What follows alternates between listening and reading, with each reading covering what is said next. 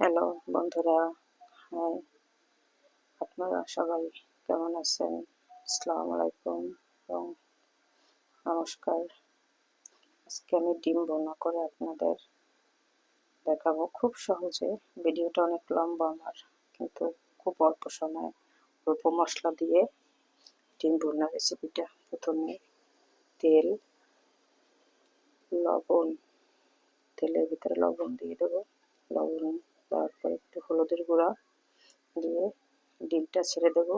দেওয়ার পরে ডিমটা আস্তে আস্তে করে অল্প মিডিয়াম আঁচে হালকা করে ভেজে নেব। ভেজে নেওয়ার পর আমি ডিমটা আস্তে আস্তে করে নেড়ে চেড়ে সুন্দরভাবে ভেজে নেব। আপনারা ডিমটা বেশি ভাজবেন না। বেশি ভাজলে ডিমটা খেতে ভালো লাগে না। হালকা ভাজা দেবেন, একটু লাল লাল করে ভেজে। এবার আমি ডিমগুলো সুন্দরভাবে একটা বাটিতে উঠিয়ে নেব। আস্তে আস্তে ডিমগুলো যাতে ভেঙে না যায়, ডিমগুলো আমি উঠিয়ে নিলাম।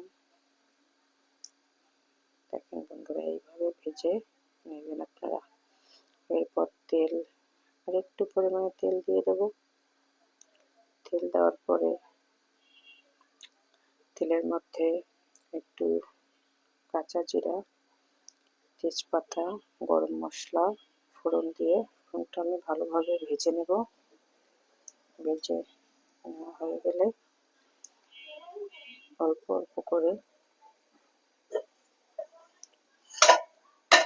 একটু দিয়ে দেব।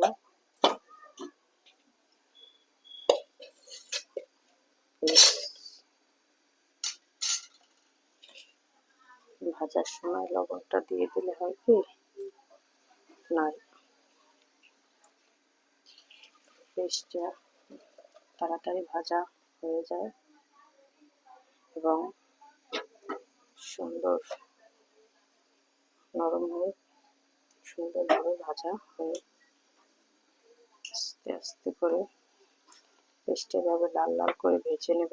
তারপরে কাঁচা লঙ্কা দিয়ে দেব,